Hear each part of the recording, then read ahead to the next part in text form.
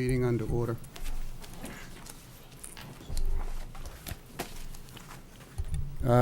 We'd like to welcome you to the Milford Zoning Board hearing of September 12th. Just some brief comments before we start the evening. A very dear person of this board and clearly a dedicated professional has passed away, Anthony DeLuca, and I think from our board and from just about everybody probably that know him in this room, I'd like to give our condolences to the family and have a moment of silence for Anthony.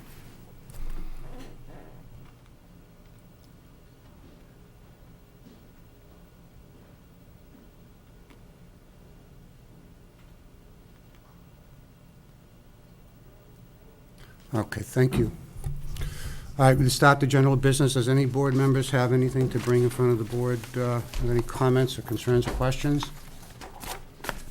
If not, I'd like to bring up Suzette concerning the Beaver Pond Commons Comprehensive Subdivision.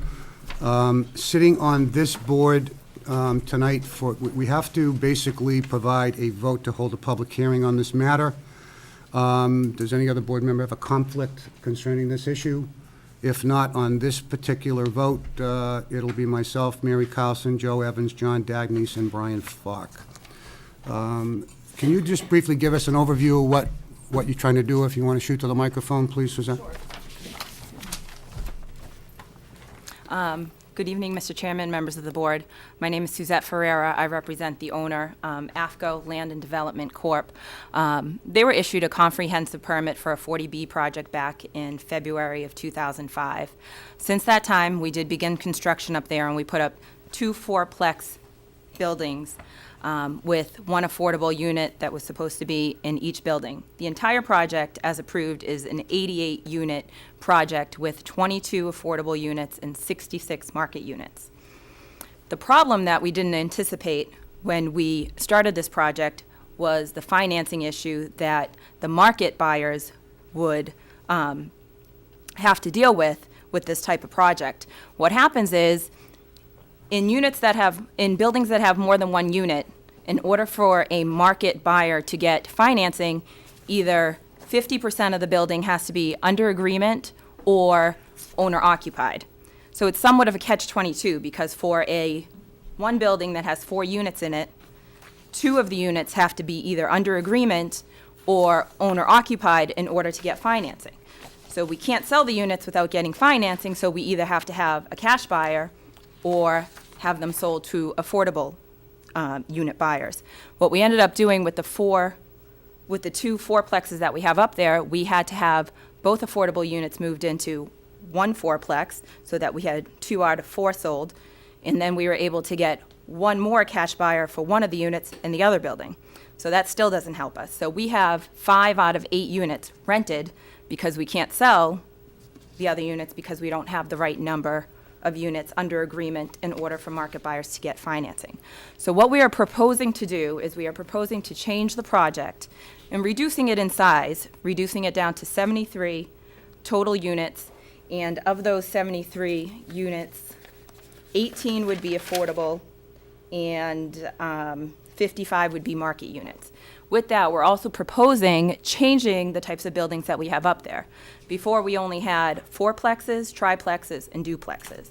And what we're proposing to do is change the overall scope and include single families, duplexes, and then we still have the 2 fourplex units up there.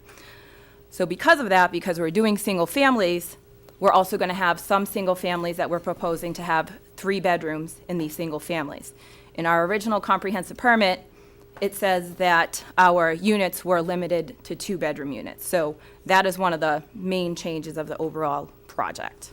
So that's what we're looking to do with modifying the comprehensive permit. From the knowledge of the board members, since this is a substantial change within the guidelines of the subdivision rules and regulations, all we have to do is vote that this is a substantial change, and we will schedule a public hearing at the next meeting.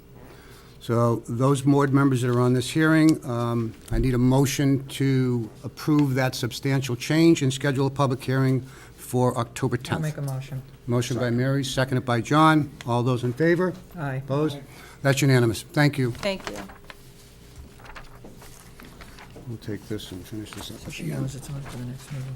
Yep, because it's going to be publicized. What is that? Okay, the next hearing is on the application Lanzetta. of Lanzetta. This would be the pond. Any board member have any conflicts on this one?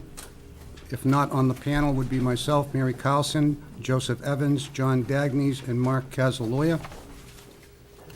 You got the sheet on this to send out to the public? Oh, it's already out. Oh, it's already out? Great, okay. On the application of Scott Lanzetta of 50 Hardin Street, Milford, Mass. For a special permit pursuant to Section 3.1.3 of the zoning bylaw in relation to a 4,000 square foot parcel of land located on the westerly side of Pine Island Road, known and numbered as 38 Pine Island Road. The special permit relief is sought in order to permit the removal of an existing single-family house and a replacement of that non-conforming single structure with a new single-family home. The application is basically, from what I understand here, a special permit slash variance, of which is lengthy. I would take a motion to, Dispense with the reading if it's exactly as submitted. submitted in the application. That Attorney Patnari can clarify that for the audience and for the board members. All those in favor, board members? Aye. Aye. Okay, with that, Mr. Patnari, the floor is yours. Thank you, Mr. Chairman. I'm here tonight with Mr. and Mrs. Scott Lanzetta. As you noted, they presently live at 50 Harding Street in Milford. Most of the members of the board know the Lanzetta family. The petition before you this evening relates to a piece of property located at 38 Pine Island Road. A little over a year ago, Mr. and Mrs. Lanzetta acquired title to a piece of property up on the shores of North Pond. And they've invested a considerable amount of effort and money in renovating what was then a dilapidated building into what will shortly become their primary residence. At the time when they were doing that work, the property across the street, across the right-of-way became available as well, and they've recently acquired title to that. And they're here this evening because they'd like to do a similar rehab kind of job on that property to make it consistent with what's been going on their property, across the right-of-way, on the Boudreaux's property a little further up the road, etc. The reason that they're here tonight is because they need to secure a special permit because this is a non-conforming structure on a non-conforming lot. This lot was laid out over 75 years ago, and it consists only of 4,000 square feet. The reason, Mr. Chairman and members of the board, that the application is phrased in the alternative is because there will also be, if this board votes favorably, an extension to provide for an 8-foot deck into the required rear yard of the premises. On the other side of this right-of-way is property owned by Mr. Lanzetta. The deck would be in a perfect location for enjoying the amenities of North Pond and would look over the vacant portion of the Lanzetta's property that's on the other side of the right-of-way. We honestly can tell you that we believe that this is very similar to what was done across the right-of-way. It takes a dilapidated building, a building that's been seen the better part of the last 75 years, and it basically restores it to something useful. The ideal situation presently that this addresses the Lanzetta's concerns is they have an adult son and they'd like to rehab this house so that he can be the resident in this house. In terms of the statutory and regulatory criteria, the memorandum that I've submitted addresses those. You can see from the memorandum that we believe that the replacement of the house in its present condition with a state-of-the-art new construction house, 44 by 28 with a modest deck as proposed, would be a welcome addition to that neighborhood. I've appended to my memorandum a copy of the field card with a photograph of the existing structure so that you'll have an idea as to the condition of the property in its current configuration and the kind of remedial work that the proposal would bring to this neighborhood, to this lot, etc. The questions as to whether or not the lot by its shape, size, or topography is unique. These lots, as they predate all zoning in Milford, are terribly, terribly small. This is one of the last few up there, but there are several that is still 4,000 square feet. In addition to that, the hardship that would result from a literal enforcement of the bylaw would basically make this house non-rehabable, because in its present condition, with its present configuration, it's so tight to the lot lines that any extension in this direction, the westerly direction, would be made impossible. We believe that there would be no negative impacts on traffic, health, safety of the neighbors or of anybody else in the community. We're talking about replacing a small, single-family house in the vicinity of the North Pond shoreline with another small, single-family house in the vicinity of the North Pond shoreline. So for all of those reasons, Mr. Chairman and members of the board, we believe that favorable action should be coming from your board. We're here tonight to answer any questions. If you do have engineering questions, Bob Poxon's here with us tonight as well from Gary Aaron Hellman. That would conclude my prepared remarks. Okay, thank you, Mr. Pettinari. I will read into the record the letter sent to this board concerning from the planning board. The planning board did review this petition listed above, regularly scheduled meeting of July 16th, and recommends the following favorable recommendation, indicating please see town planning letter.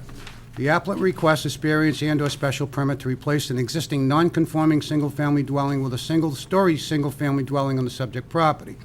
As indicated, the 4,064 square foot lot in question predates zoning. The proposed dwelling will be 44 by 28 as indicated by Mr. Pettinari and located approximately the same distance from the property lines as the current house sits. Because the proposed dwelling will extend beyond the existing footprint, the requested relief is necessary. Therefore, I recommend a favorable report be forwarded to the Zoning Board of Appeal. Respectfully, Larry Duncan, Town Plan Letter. With that, I'd like to turn that over to anyone in the audience that would like to comment on this application. Anybody want to be heard? If not, board members, questions, comments? John? Nothing. Anybody else? Mark? Yeah, Joe? I just have a question. In getting rid of the old house, does that include the foundation as well, or? We're gonna, remove the old foundation, put a new foundation in. Yes, absolutely. It's gonna be a bigger footprint, so it's gonna have to have a new foundation. It's an old stone, field stone foundation that once you take the house down, it's non-structural to put it up. It'll be a brand new foundation with the footing. Mark? I've seen Scott's work and it's commendable. My personal opinion is it'll be a welcome, much-needed improvement in that location. Brian? Nothing, Mr. set? Chairman. With that, we'll close the hearing, take it under advisement, but you have the last word before we do that. I think I've said everything I wanted and needed to say, Mr. Chairman, and I appreciate your time. Thank you. Okay, thank you very much. The hearing's closed, and we'll have our answer at the end of the night. Thank you.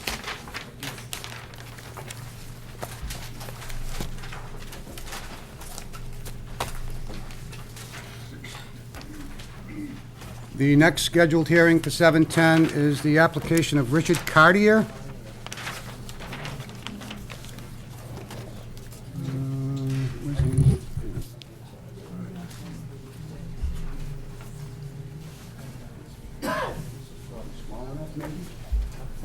I want to do that with the hospital. Gotta get to these meetings on time. Hey, how you doing? That's good. Joanne? Any board members have a conflict on this hearing? Okay, if not, 1, 2, 3, 4. We'll have the 5 main members on this panel.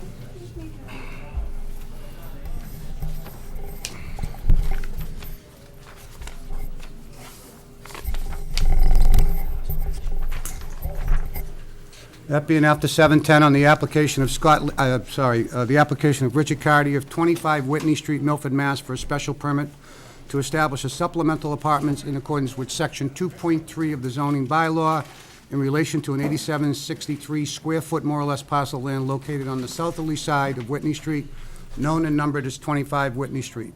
The supplemental apartment is proposed to be established for a family member with the addition of a kitchenette in the basement. Concerning his application, he's indicating basically a supplemental apartment under an accessory use and use regulation. Upon the question asked by the applicant, special permit sought in harmony with the general purpose and the intent of the zoning bylaw, the applicant states, "We're only making a small change that will have no negative impact on the community."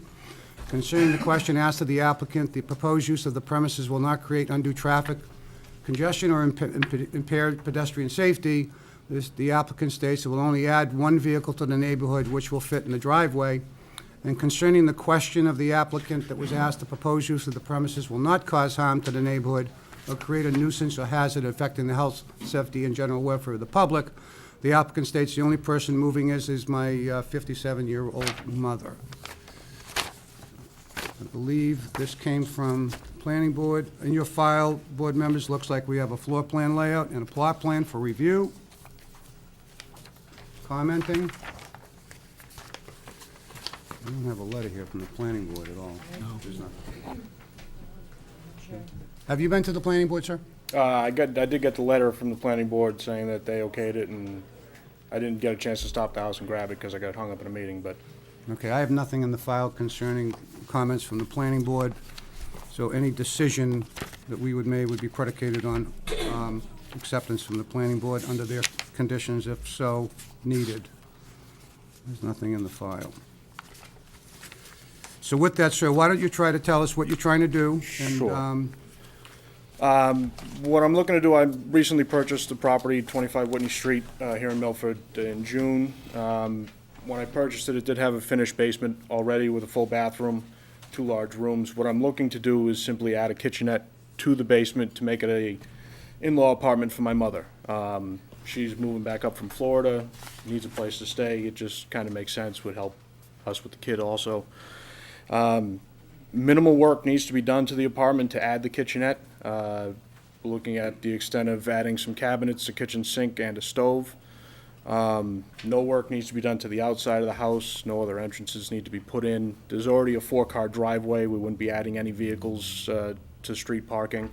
And we need to make no major changes at all to the house. Anybody here want to be heard on this application? Board members' comments? Dave? No? I'm all set. Mary? Anyone No, else? sir.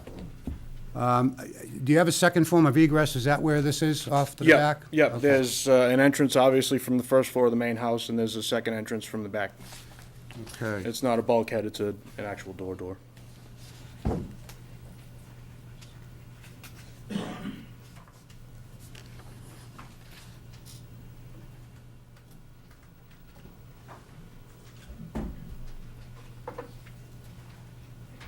Okay, with that, you have the last word before we close the hearing and take it under advisement. All set? Yep. Okay, thank you very much. We'll close the hearing, and you'll hear from us in the end of the night. Thank you. Have to make that subject to, I made a note in there to make it subject to the, make it subject to the town final letter. Hopefully, yeah.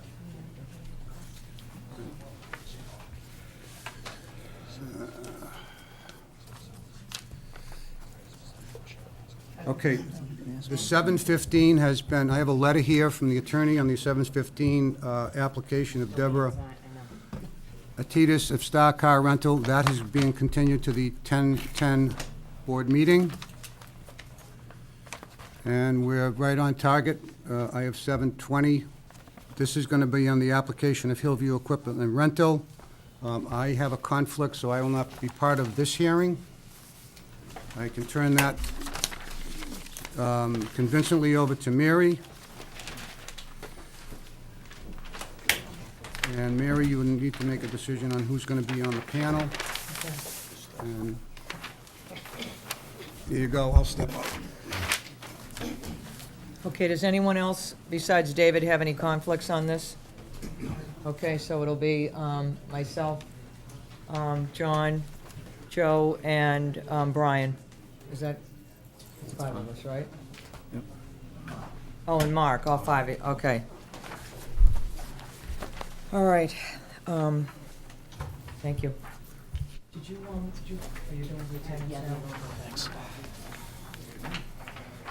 Okay, it being 7:20, this is on the application of Hillview Equipment and Rental, Inc. of 11 Commercial Way, Milford, Mass.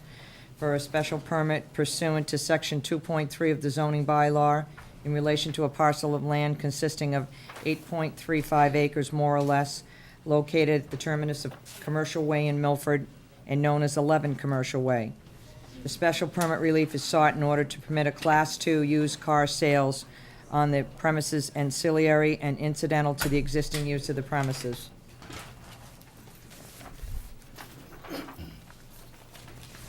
And the application.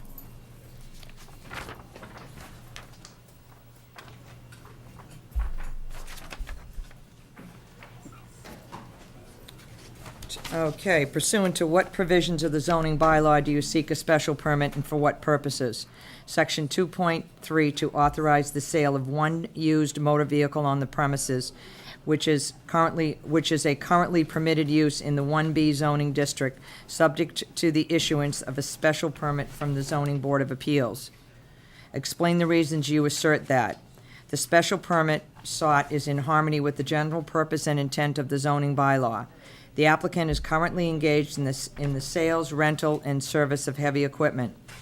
Some of the applicant's suppliers require that the applicants possess a license from the town of Milford for the sale of motor vehicles. Applicant seeks the requested relief so as to comply with those requirements. Applicant proposes no change to the manner, means, or intensity of the applicant's business activities, which, it is submitted, are currently being operated in harmony with the general purpose and intent of the bylaw.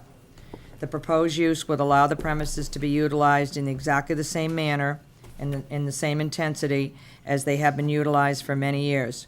Accordingly, it is respectfully submitted that the issuance of the special permit would be in harmony and with the general purpose and intent of the bylaw, as well as with the specific provisions of Section 3.1 and 3.1.4 of the bylaw itself.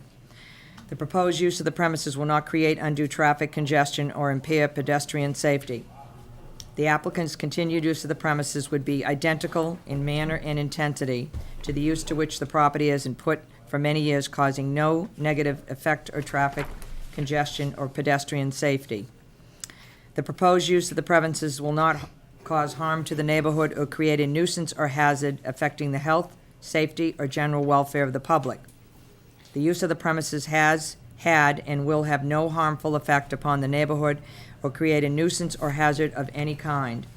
The use of the premises will be identical in every respect to the current use, under the guidance and direction of the same principals who currently manage operations there. Consequently, there will be no negative effect on the health, safety, or general welfare of the public. Rather, the favorable action of this board will have no negative effect on the public, the neighborhood, or the community. Okay, and did we have any?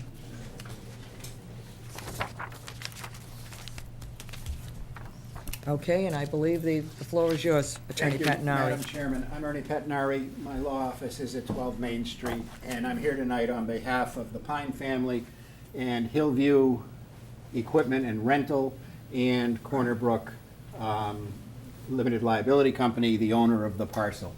We're here really for two reasons. The first reason is that over the last 10 years, there have been amendments to the zoning bylaw which require that any premises in the town of Milford that seeks a Class II license first has to get a special permit from this Board of Appeals.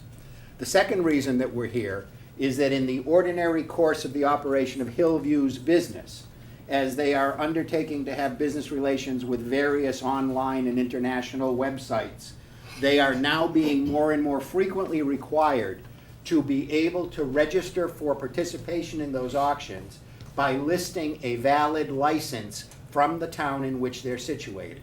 So, in order to continue in business in the exact same manner and in the exact same intensity as they are currently engaged, and to continue to be engaged in that business with the same kinds of internet auction sites, sellers, and providers, they need to secure the license. That's what triggers the requirement for the special permit. The only thing that they are proposing to do is request from this board the issuance of the special permit expressly conditioned and limited to one vehicle being held for sale at any time. Whether or not that's ever actually going to materialize is doubtful, but they need to be able to have at least one vehicle available so that they can then acquire the license. Their next step would be to go to the Board of Selectmen and seek a Class 2 license, conditioned and limited in exactly the same way. So the question is usually asked of me when I come before your board to show the manner in which the site would be impacted. And that's it. It would be the reservation of the one parking space closest to Commercial Way that would be designated as being the space on the license and on the special permit, in which the vehicle which might be offered for sale would be shown. They have no intention of getting into the used car business. They have no intention of changing the intensity of their business, nor of offering multiple vehicles at any time. This is to satisfy the requirements of the bylaw and to satisfy the requirements of their providers.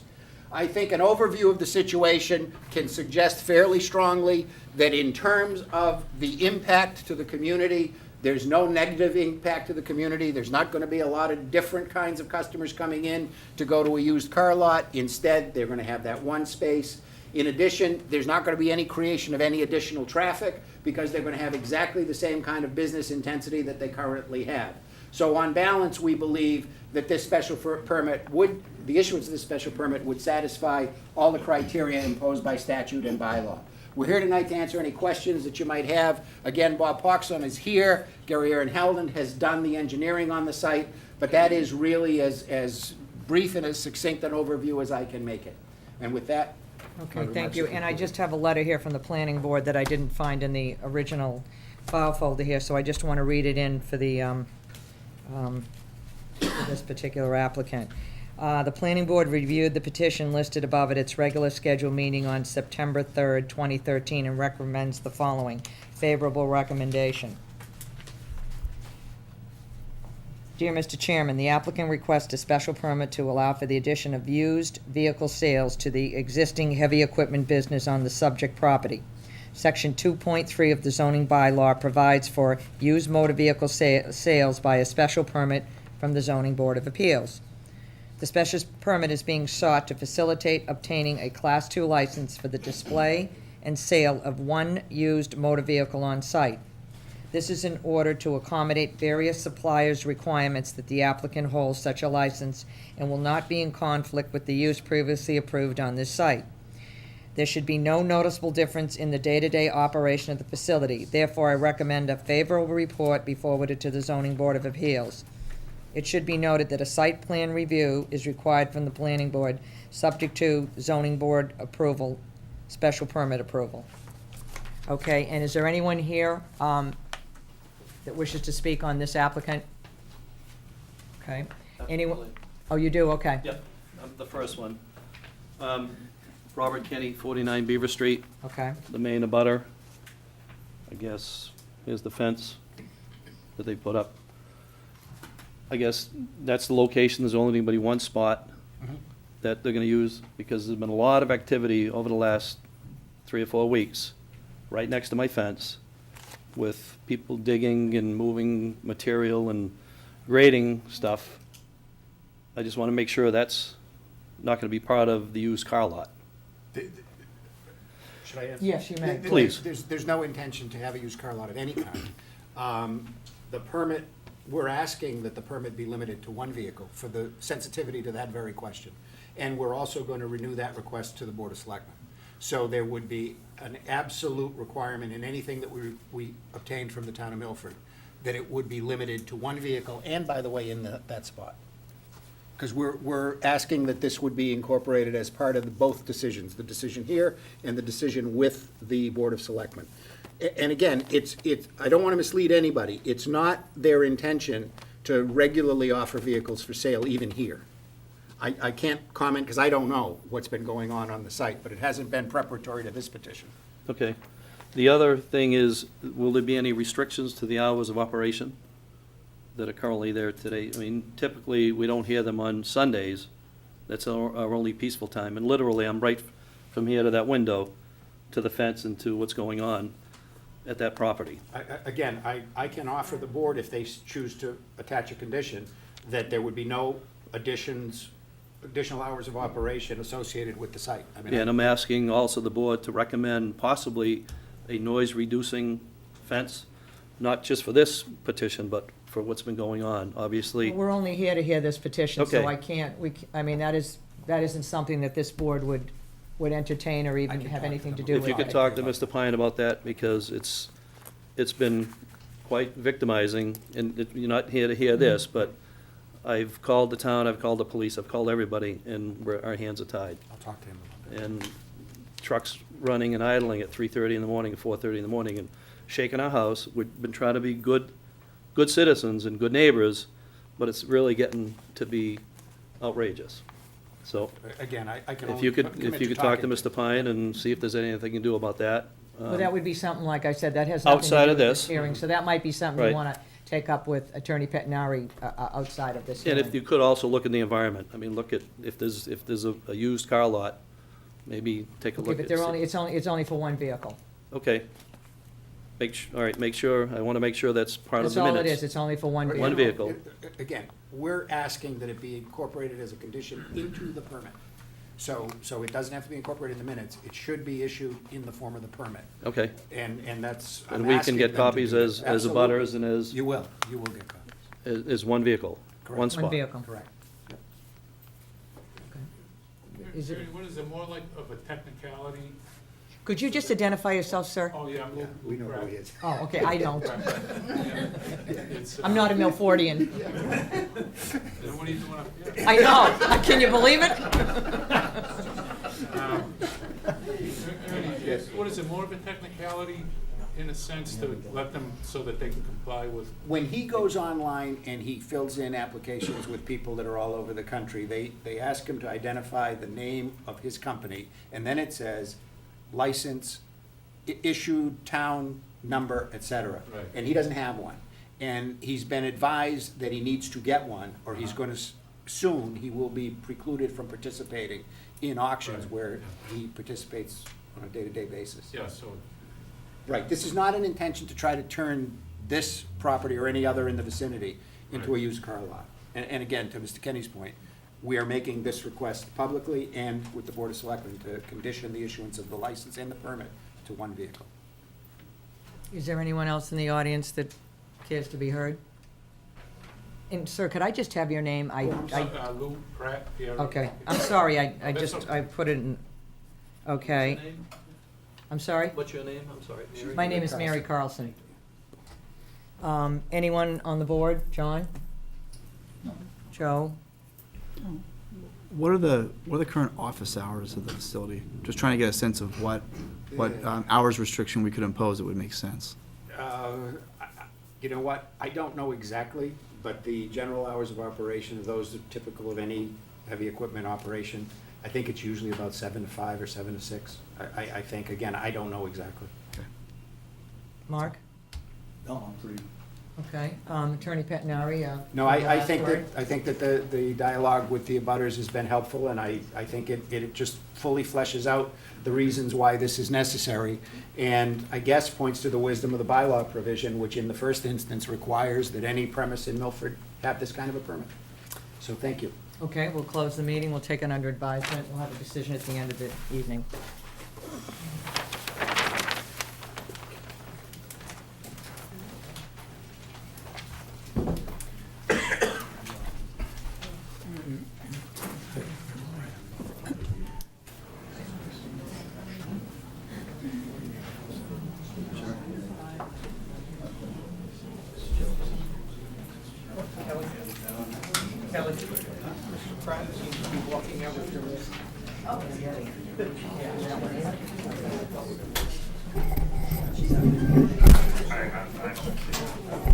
Okay, then Jenny, now I gotta make sure that, Where's my note? I showed Ernie.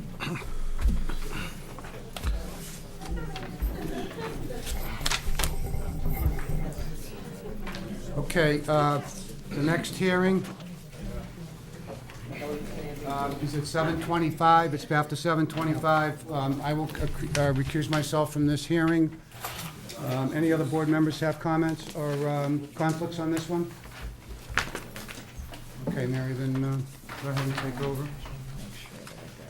And then I'll be back for the medical center. All right.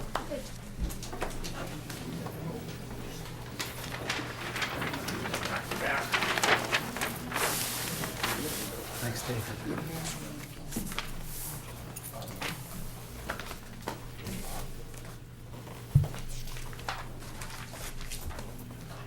Okay, it being after 7:25, we're here on the application of Vendetti Motors, Inc. of 411 West Central Street, Franklin, for a special permit pursuant to Section 3.1 of the zoning bylaw in relation to a 2.34 acre, more or less, parcel of land located on the northerly side of Dilla Street, known and numbered as 53 Dilla Street, and currently owned by Genwall Construction, Inc.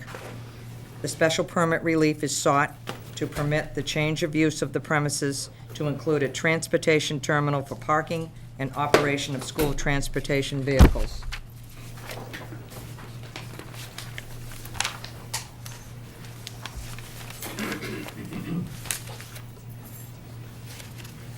Okay, pursuant to what provision of the zoning bylaw do you seek a special permit, and for what purpose? 3.1, non-conforming uses and structures, 3.1.4. Explain the reasons you assert that. The special permit sought is in harmony with the general purpose and intent of the zoning bylaw. The zoning bylaw specifically allows pre-existing non-conforming uses to be changed to a new non-conforming use. The proposed use of the premises will not create undue traffic congestion or impair pedestrian safety. The use of the premises to park school buses for use solely for the Milford School will not create undue traffic, as the buses will systematically enter and exit the premises at designated times. The purpose of the use of the premises will not cause harm to the neighborhood or create a nuisance or hazard affecting the health, safety, or general welfare of the public. Parking of the school buses will not create any visual or noise issues. No excess fuel will be stored on the site. The Planning Board. The Planning Board reviewed the petition listed above at its regularly scheduled meeting of September 3rd, 2013, and recommends the following. Favorable recommendation. Dear Mr. Chairman, the applicant requests a special permit to allow for the change from one non-conforming use to another on the subject property. Section 3.1 of the zoning bylaw provides for the change from one non-conforming use to another by special permit from the Zoning Board of Appeals. The proposed use is a transportation terminal for the parking of 15 to 20 school buses. The property has been vacant for a number of years. The last legal use of the property was as a contractor's yard. The proposed use will dramatically add to traffic congestion on Dilla Street at the worst times of the day. Dilla Street is already overburdened with traffic, especially at peak hours. In addition, to add an intensive vehicle-related use immediately adjacent and upgradient to the Charles River aquifer is ill-advised. Further, the surface stormwater runoff from the subject property drains into the Milford Pond to the south. Therefore, I recommend an unfavorable report be forwarded to the Zoning Board of Appeals. Larry L. Duncan, Town Planner. Okay, and at that, Mr. Antonellis, the floor is yours. Thank you. For the record, Joseph Antonellis on behalf of the applicant, Vendetti Bus. Well, I have put a larger plan up on the board, and I have multiple copies for the board if anybody would like to have it in front of them. Perhaps we could pass them down. Thank you. And Madam Chair, I just want to, again, point out that the town planner's letter was written to the planning board, and notwithstanding his considerations, the planning board did vote to approve this petition. With me tonight are Joe Vendetti and his daughter Julie. They are the principals of Vendetti Bus. They have been part of the Milford community for 15 consecutive years, providing the bus transportation system for the Milford Public Schools. The purpose of tonight's special permit hearing is to seek the special permit to allow Vendetti Bus to park approximately 16 vehicles, sometimes 17, 14 full-size buses and 2 smaller buses. It may vary 1 or 2 from here to there, but I think you could basically say that a maximum of 18 buses. These buses are used solely and exclusively for the purpose of transporting school children in and within the town of Milford. The Vendetti Bus Company does not have a contract with any other town that would use the buses that would be parked on Dilla Street. I think that most of you are probably familiar with the parcel. It's been in existence and has been a non-conforming use since the zoning bylaws were amended many, many years ago to make Dilla Street exclusively a residential community. Gene Sear, who is the principal of Gen Wall Construction, has for many, many years operated his construction company at the facility. Prior to Gene's use of the property as a contractor's yard, it was used for a variety of other purposes, including some chemical uses, and the property has been cleaned up and made much more attractive by Gene over the years that he's had it. Mr. Vendetti has in fact entered into a purchase and sales agreement to purchase this property, and his obligation to purchase is contingent upon the approval of this board. So to the extent that we're talking about not Mr. Vendetti entering into a lease situation with Gen Wall Construction, but rather a purchase situation where the Vendetti family will control the property and control the use. Obviously, again, if you live in Milford, if you grew up in Milford, if you know Milford, you know that Dilla Street is a busy street. And Joe is very, very, very aware of that. But I would point out that for many years he's operated his facility from Beach Street, which is also a very, very busy street in the same times of day that Dilla Street is busy. Joe and his daughter Julie, together with the Milford school system, have been able to devise a schedule that they believe will work for them, which will have the predominant amount of bus trips leaving the facility at the early morning hours and taking a right-hand turn onto Dilla Street and then going out through the town from that situation. Even the bus that might ordinarily pick up children who live on Cedar Street and down onto Route 85, going down towards the Walden Woods project, that bus will primarily leave on Dilla Street, take a right, and then take a left and head down through town because that's part of the route. What the family would like to do is to develop this property in a way that you would see a significant improvement in it, and those improvements will be subject to a site plan review later on should this board grant approval.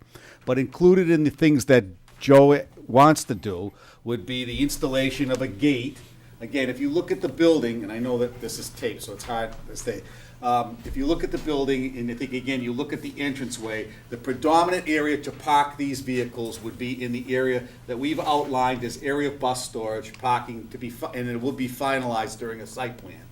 The building is big enough to get a bus in, and the question has been raised, would there be activity on the buses at this facility? And the answer is frankly, yes. What we would anticipate doing is doing the light maintenance, the type of maintenance that's required to maintain the approval of these buses. These buses are inspected on a regular basis by the Commonwealth of Massachusetts. They are put through a variety of tests, and there is a continual need to maintain these vehicles, fixing mirrors, tightening down seats, so on and so forth. We would not anticipate, and in fact would stipulate, there would be no major overhaul of engines or transmissions on the facility. I would tell you, however, tires will be changed, brakes will be checked and replaced, and motor oil will be changed there inside the building, and we will discuss that with the planning board if we're lucky enough to get the special permit tonight. Those will all be considerations at site plan as to how we maintain those. Any reasonable conditions that this zoning board felt were appropriate in that regard, we certainly would understand that we need to have the proper maintenance and storage facilities for motor oil. These are things that are highly regulated. Again, I think you all know that in the old days people threw it away, but today it's all recycled, and there's a significant amount of money that is paid to people who put it in and do it properly. This is then most of these large scale oil reproducers and oil changes actually sell the used product, and it's used for heating in a variety of different settings. So again, I don't think that will be an issue. We don't plan on doing any major work there, but I do want you to understand that we will be pulling the buses inside the building for those purposes.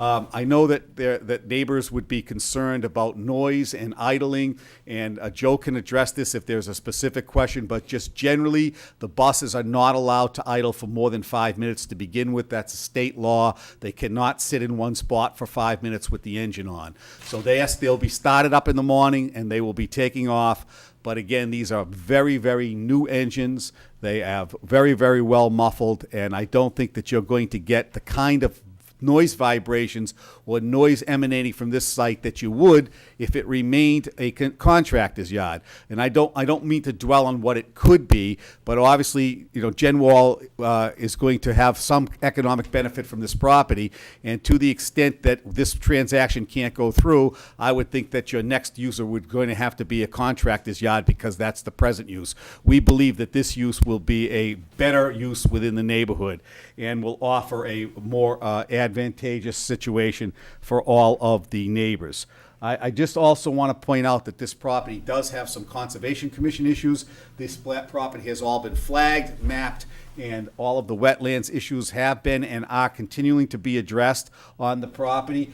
Anything that we do in the site plan will be subject to Conservation Commission approval. The plan that I brought in tonight, you see the bordering vegetated wetlands and the existence of the stream have all been shown for you so that you can get an idea of the overview of the property.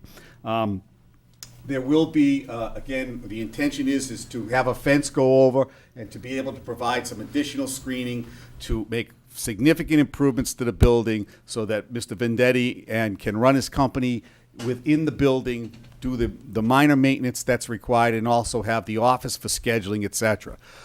So I think that gives you an overview. Again, it's nothing special about the use. The use is a use that is primarily in and out with the buses. And I also would like to point out that when we talk about intensity, this is a business that will operate 180 days a year during the school year. It does not operate off the school year, and it does not operate on weekends. Obviously, if there are sporting events, the Vendettis use the buses for those purposes, so I'm not going to say that there's not going to be any use, but it will be casual use on the weekend, and it would be limited to sporting events. These buses are not consigned out for any other purpose because they are contracted to the town of Milford and are limited to that. So with that, I think I've talked enough. I apologize for the length, and I'll leave it to Madam Chair for questions, and we're here to do our best to try and answer them. Thank you. Okay, thank you. Anyone here in the audience want to be heard on this applicant? Okay, board members, John? Just a couple things, Mr. Vendetti. There's obviously been a lot of talk about the location of this area for the buses, but I just have a couple questions. Are there any plans on your part to pave this area, or will this remain a third area as it presently is? As it presently is now. Well, I know that Mr. Sears has done a lot of work down there. I've seen him do his work, and has actually upgraded the area considerably. And do you have any plans to change what's presently there at the property? Only if it needs improvements or, certain level for drainage. Yeah, leveling and things like For that. that, yes, but not too hard top. But Okay. it's back and forth on that. I mean, we have other yards in other towns, and they do not want it top.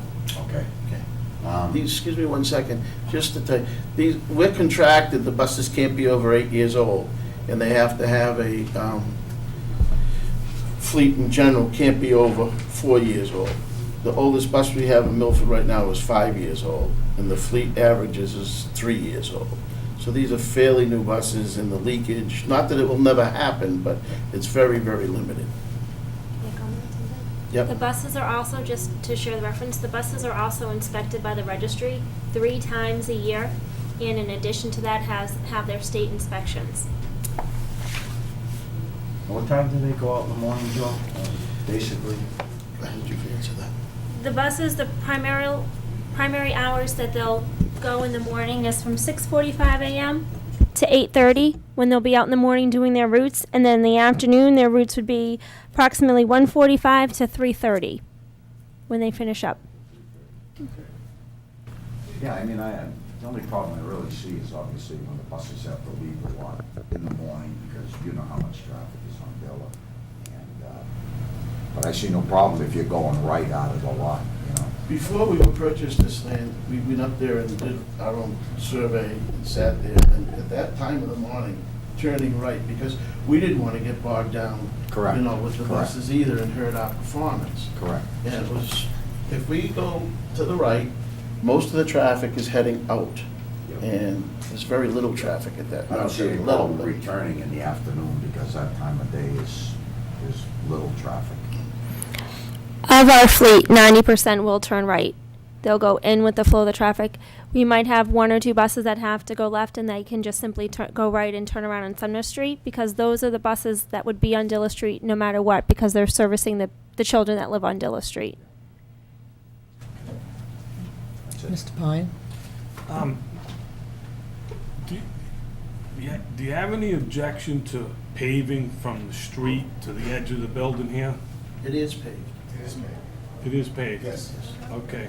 What's the I have some photos. what's the width of the, what I'm concerned about is the entrance coming on and off of Dilla Street, making the entrance that's wide enough so that one bus is turning out, one bus is turning in. You can see, that's the building, and you can see that it's paved up to the back of the building. So that's the rear view, that's the door in to the thing, and you can see the pavement goes all the way to the back. the pavement ends. And that pavement is continuous. Here, it's shown on the plan, this is the edge of existing pavement, runs all the way through it. Again, you'll see that on the plan. And that would be maintained. Anything else?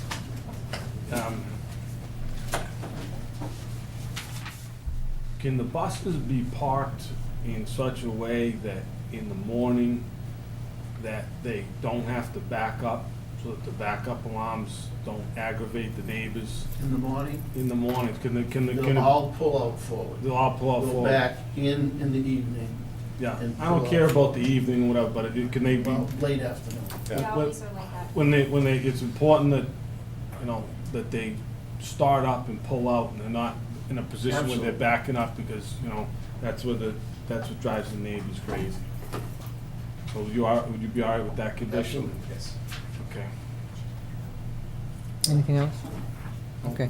I just had a couple of questions. You say you're going to have 18 buses. Are you going to be putting any vans or? There's 2 vans and 16 full-size? I don't know if I, 18 full-size, 2 vans, Vans. and 2 small. smaller buses, and then there's 2 spares. Now, if the town of Milford needs another bus, we would add that bus to that lot. Okay, We because, can box them inside if you want to. no, because I went to the property yesterday, and there's all kinds of like junk, and I don't know, That will all go away. and then there's all that wood in the back, too. That's going away.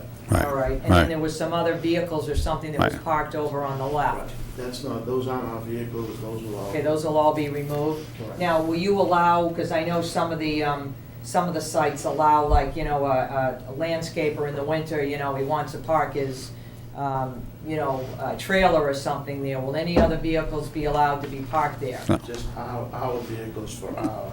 Okay. that would be an acceptable condition, Madam Chair. We expected that condition. Okay. What are you going to do for lighting at night for safety or security? We have lights in our current yards, just on poles. Because I'm concerned that, you know, I don't want it to, like, when I'm coming down 495 and it looks like I see Lowe's, I see the glow in the dark. You know, I don't know what you're going to have for lighting, but it's a, In our yards that we have now, we have motion lights, so that if a bus is pulling in and it's after dark, that the driver can see, you know, Okay. for I mean, their I would own expect safety when something, they're but I getting don't out of want, the like, you know, car. a lit up No, light. it's not gonna look like consistent lights. For the sports runs and the buses that one or two buses that will come in at 8, 9 o'clock, we have light for security for the driver. Okay. And you will be using it sometime in the summer, because aren't there summer programs in the? 2, 3, 4, 5 buses Okay. max. 2 buses, yeah. two. Right now, we service 2 buses for the town of Milford, and occasionally when there's trips, like the youth center will go out, community youth will go out and do trips, and we service Okay. that, but there's not the same activity. Okay, and you're gonna have any type of signage? Yeah, I mean, Probably a sign out front, I Yeah, assume, just to just know what you like, hadn't- just, we'll well, conform to any sign law Okay. that's. are there certain, is there a vendor in Milford that they use so that it blends in with the rest of the town and Well, how? that'd be something.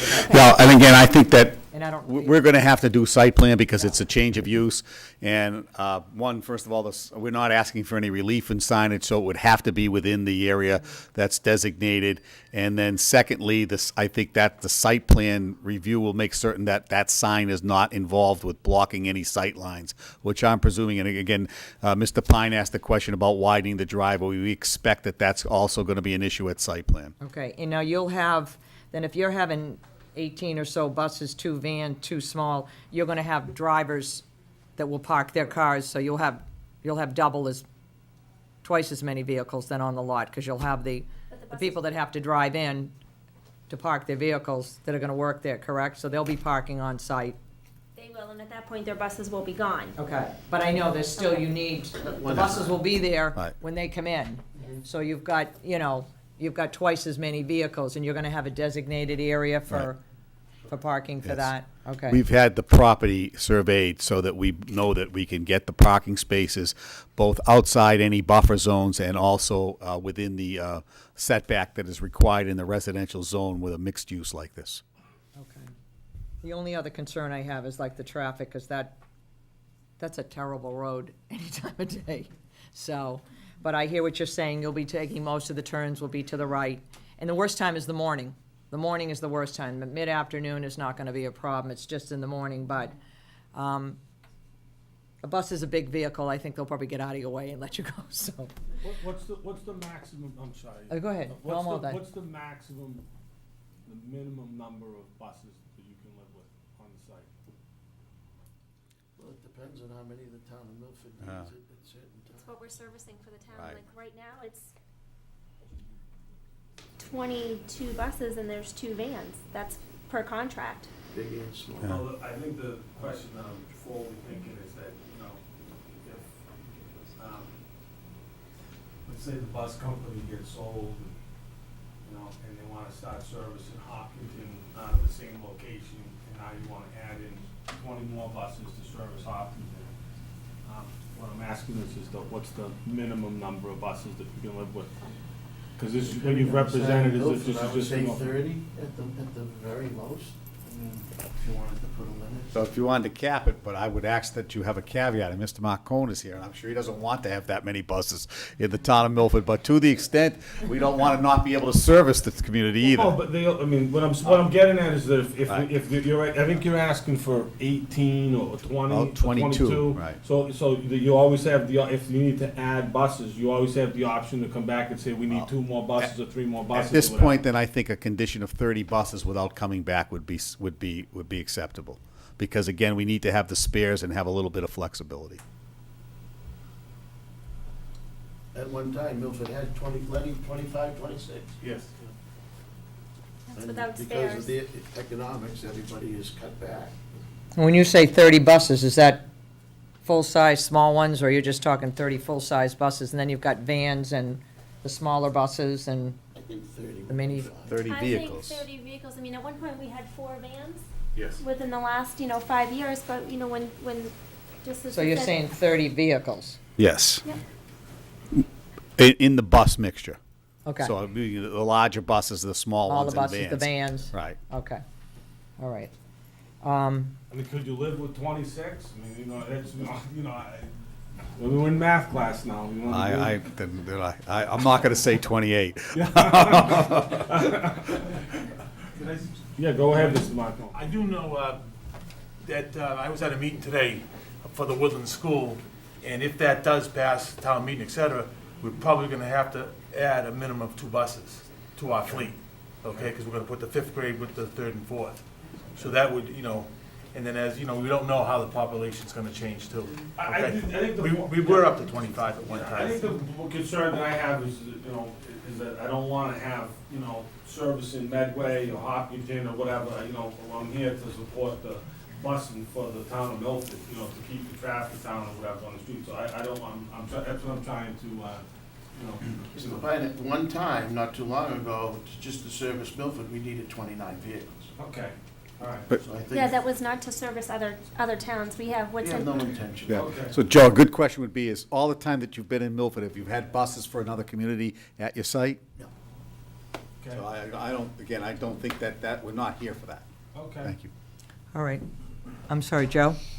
Yeah, I still have concerns, obviously, as most people, about the traffic. Now, it's great, you're gonna have the buses turn right when leaving the premises in the morning. Now, how about when the buses return? If they come down Villa Street from Purchase Street, they gotta turn in across the traffic, whatever traffic. Now, if that's in the morning, it's not too bad.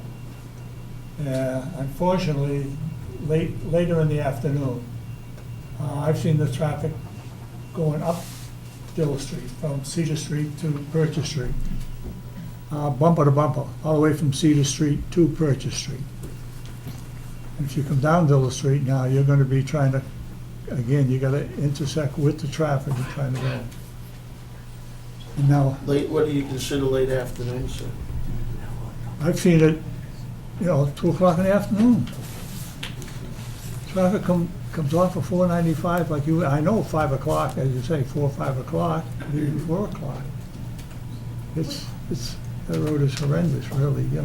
we've done several studies and we've sat there and we've watched it, from 2:30 to 3:30 and so forth. I mean, and there was traffic, but it wasn't where there was gonna be any obstruction with the buses. And it's not gonna be, all 20 buses all at once. When a bus finishes their route, they'll be done. Some buses might have an athletic trip to go to.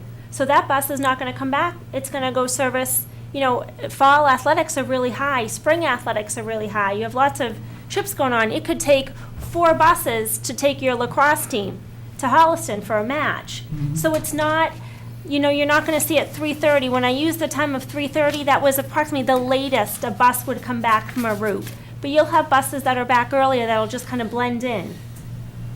Will most of the buses returning be coming off of Purchase Street down Villa Street, or will a percentage, half of them be coming up Cedar Street, Most of them will be coming from Purchase Street and going down. going down? So late in the afternoon, They go in the opposite direction of the traffic. they're gonna have to cross the traffic or go Correct. into their yard. All right. Yeah. Brian? Can you clarify again the times that they're leaving in the morning? Are they all leaving all at once, or are they going in staggered? Staggered between those times. Between 6:45 and 8:30? roughly? No, they're probably staggered out between 6:45 and 7:10 on the exit. And when they're coming back, it's at various times depending on the That route. varies more. That's all. Mark? Most of the questions have been asked. Pretty good, too.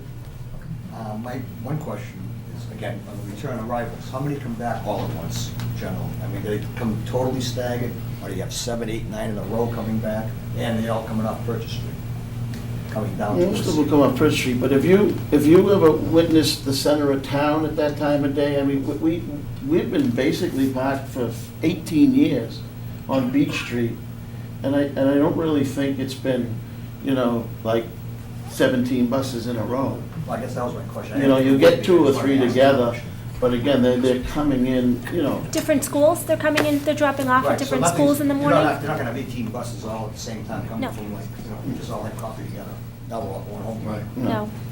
Last question is, how many buses fit in the garage for maintenance and time? well, probably 2 at the most. Other small ones, maybe 3 other. So you're not gonna have like 4 buses in the garage, all have the brakes fixed at the same No. time? No. And outside changing of tires, et cetera? No, Everything, all maintenance inside. will be inside? All inside. We change a light bulb outside, but I mean, it's But I'm just, talking about any, kinds of stuff. inside. Thank you. I just have one last question. You said you were gonna put a gate. Yes, we plan to put a You're gonna gate, do something similar like what's across the street, well. like a wrought iron gate, something Like like what's at that. the Landscape. The landscape depot. Mr. Vendetti reminded me today that he is very, very strict about landscaping and the way his properties look, and I've viewed his other properties, and I think he's correct. He's very, very conscientious about that, and he intends to make this one look like the others. Okay, so he'll have a gate that'll be locked, let's say in the evening, well, correct. after the last bus is in? Right. That's Okay. advantageous. So there won't be cars, Right. like, just off the street driving in, like the way they lock the gate at the landscape. Okay, anyone else on the board have any other comments, questions? Okay, I guess you have the Just last again, word. I think I spoke probably too long at the beginning. I appreciate the board's attention to this matter. We believe it's an integral part of the Milford community. I think that the Vendetti family having, I think that speaks for itself, that they've been the sole provider of transportation for children in the town of Milford for the past 15 years. 18. And 18, excuse me. All right, I try to make you younger than you are, Joel. We try to make us all younger than we are. But 18 years of success with the town of Milford, I think, speaks for itself. I think that tells you in and of itself that they will be a good neighbor. And again, we appreciate the board's consideration and hope for a positive determination. Thank you. Okay, thank you. Okay, we'll close the hearing, we'll take it under advisement, we'll have a decision at the end of the evening. Thank you. You're very welcome. Thank you.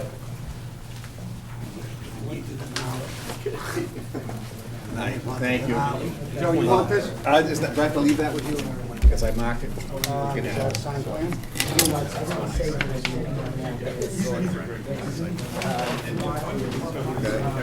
Myself. Night, thank you. I have it. Oh, yeah. Where is this over the Mr. Pine? Busy man, Monday.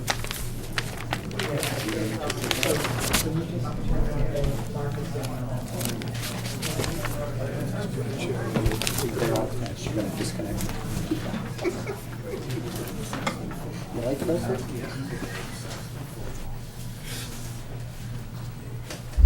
Three times in one night?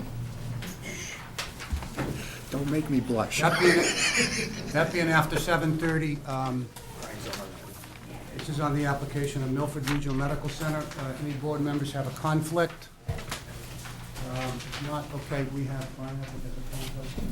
We're sitting on this panel with John, David, Mary, myself, Joe, for the hearing.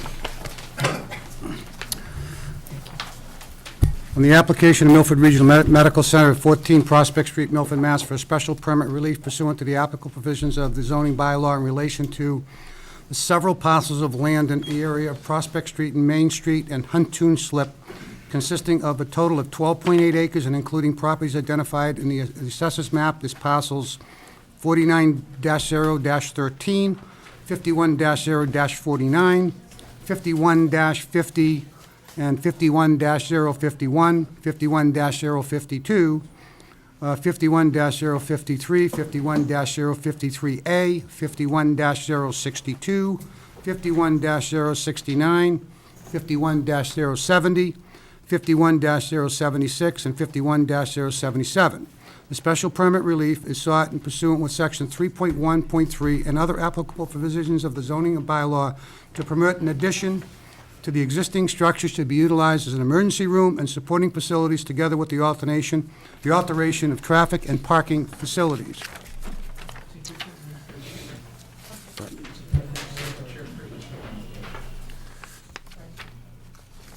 Therefore, Okay, on the application, can we dispense with the reading if it's exactly as presented in the application? and is that true? I have no objection, sure. Okay. Okay.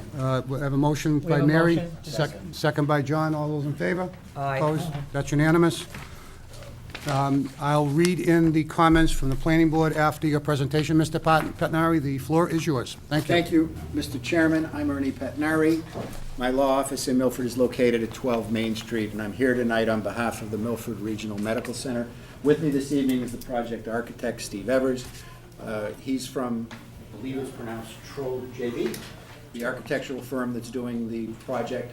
Also with us tonight is Kevin Walsh from Murphy and McManus. They're the overall project engineering and site design people.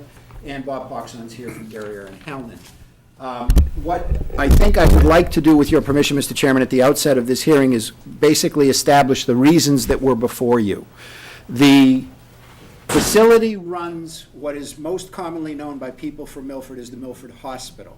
The Milford Regional Medical Center is the current corporate owner of what has formerly been known as the Milford Hospital and the Milford Whitensville Regional Hospital, and there's been a hospital on that location for more than 100 years. This property is zoned residential A. When zoning came into Milford, the hospital had already been there for many, many years. This property being zoned residential A, the bylaw simply made hospitals a permitted use in the residential A zoning district. Over the last 50 years, the hospital has expanded at various times and in various ways. In one of those occasions, or in more than one actually, but in a couple of those occasions, the expansion brought the property, the structure on the property, within the required front yard setbacks on Prospect Street. When that happened, the hospital, although a permitted use in the residential A zone, became a non-conforming structure in that zone. In order to do any additional development on that site now, we would be required to do that only in the company of a special permit issued by this board. So we're here tonight to talk about the zoning implications of the present existence of the Regional Medical Center's hospital on that site, and how those zoning implications are now affected by the proposed addition, which is labeled on this rendering as an 80,000 square foot addition, which basically computes 2 floors of it because the footprint is about 39,000 square feet. What this proposal does is it enables the Milford Regional Medical Center to significantly improve its emergency facilities, its intensive care facilities, and its patient care rooms. This addition is proposed to go in the generally easterly direction from the existing building, which on this rendering is shown in this mauve or brick color in the yellow. It's going in the direction of Huntoon Slip, which is a public way in the town of Milford, and over the last several months, the Regional Medical Center has acquired title to several of the parcels in the Huntoon Slip area. That's important because what the proposal also is going to enable the medical center to do is to alter its traffic pattern inside the facility and its parking for visitors, staff, and outpatients, and its emergency access points. So now the entrance to the hospital facility that's run by the medical center will be oriented to the Huntoon Slip side of the property, as will the emergency access for all vehicles coming from Route 16 in a generally southerly easterly direction. The Prospect Street entrance will be maintained and will be utilized for vehicles which are traveling from and up and down the 140 corridor or out Route 16 towards Mendon and Uxbridge. So what we are proposing then is reduced to the renderings that are shown on this board. As you see, the existing facility in its proximity to Prospect Street is shown here with the new addition here, which offers the parking underneath and the additional or the revamped emergency room access and emergency access for ambulances, etc. The questions before this board are related to the zoning.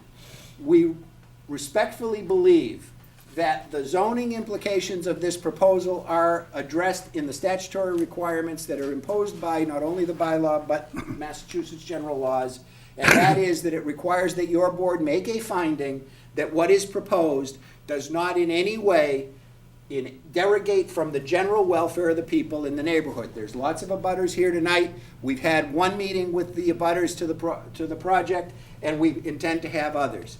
We're also scheduled to go before the planning board to talk about site plan review issues, and with the Conservation Commission next week to talk about conservation issues. But tonight, for purposes of zoning, we believe that the improvement in the internal circulation, parking, and access, and the ability of the facility to offer this 115,000 square foot addition for the service of the people of the town of Milford is something which contributes directly to to the general health, welfare, and safety of the town of Milford. We believe that there cannot be a finding that the business conducted by the medical center on this site at any time over the last 100 years has been in any way negative to the community, nor can there be a finding, we respectfully believe, that any new business that would be done in this new facility, this new part of the facility, would be in any way jeopardizing the health, safety, or welfare of the citizens of the town of Milford. I'm trying very carefully, Mr. Chairman and members of the board, to restrict my remarks to the zoning implications, which are related to the issuance of a special permit to authorize the expansion of the facility with a strong reference to the fact that the only reason that this is a special permit request is because of the proximity to Prospect Street. It is otherwise an addition which can be constructed with no violation of any of the bylaws provisions with regard to setbacks, parking, or any of the other dimensional requirements imposed by the bylaw. Again, with a conscious effort to limit my remarks to that, I would close on that and welcome the comments of either the abutters or of the members of your board. Okay, great. I will read into the minutes that the planning board reviewed the special petition listed above at the regular scheduled meeting of September 3rd and recommends a favorable recommendation, see town planning letter. The applicant requests a special permit to allow for the expansion of a non-conforming medical center use on the subject property. Section 3.1.3 of the zoning bylaw provides that the expansion of non-conforming uses by special permit from the Zoning Board of Appeals. The applicant is proposing a 115,000 square foot, 3-story addition to the medical center. The proposed addition will extend to the east along Main Street frontage towards Huntu Slip, and a small area parking is to be relocated, and 88 new parking spaces are proposed with this new expansion, some of which will be incorporated as a lower level parking garage underneath the portion of the new building. An improved internal traffic circulation pattern is being proposed with widening and realignment of a portion of Huntoon Slip, as this will be the location for the only Main Street access to the Medical Center campus.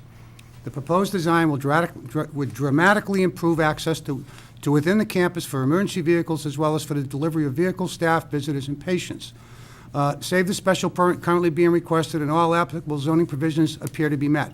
Therefore, I recommend a favorable report be forwarded to the ZBA. It should be noted that the site plan review is required by the planning board, subject to the ZBA special permit approval. With that, I will turn that over to anybody in the audience that would like to comment or speak. I see not, yes, sir. Please state your name. John Wallace, 17 and 19 Furries Road. I just had a couple of questions. It appears that the project will extend, obviously, like Attorney Patnari had mentioned, out into Main Street, and I believe my property, which is 49013, is behind past the wood line. So I think my points may be moot, but I figured I'd bring them up anyhow. I just had some, was curious if the trees in the rear of the property, are those going to be in any way removed, or which would the privacy of the neighbors in the back portion, like towards the Freese Road area, would their privacy be affected at all with that tree line, or is that area going to stay the same? I don't know. We'll let Mr. Evans take that question. I don't know the answer. Steve Evans from TRO JB Architects. Nothing in the rear of the site is being affected at all. If anything is being affected, it's right along Huntoon Slip. That's the only roadway improvement that is adjacent to any residential property. Okay, and again, this may also be a moot point, but so the structure is going to be a 3-story structure, so it would be relatively high. How's the lighting going to be affected? Obviously, there'll be some lighting for security purposes and whatnot. Will any of that lighting be directed towards any of the surrounding abutters' properties that may affect their, peace and well-being? No, we, in fact, we're very highly restricted because of a sustainability requirement for the project imposed by the state of Massachusetts for healthcare.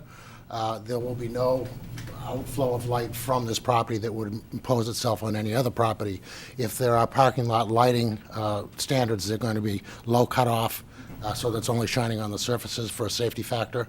The garage itself will be lit in the lower level. But again, we're taking advantage of the slope of the site. So it's actually 2 stories at the top portion of the site, and it rolls down to it, as Route 16 rolls down, it rolls down to a partially submerged lower level. So 2/3 of that lower level are going to be basement walls, and only 1/3 is going to be open up to the parking area. So very little light transmission is going to happen from there. And again, it's only going to be foot candles that light the pavement for safety purposes. And how high is the structure? It's going to vary. Each one of the floors is about 15 feet, so it's usually run around 32 feet at the two-story section, and it's only another 12 feet at the section that has the parking deck. So 32, 42, about 45 feet at the highest point. All right, so as far as you know, there won't be any like inpatient rooms that might be kind of overlooking properties that may kind of affect the privacy of those homes? No, these inpatient rooms are far removed from any residential property. Okay, and I think that's all I got. Thank you very much. Thank you. Thank you. I'll turn it over to board members.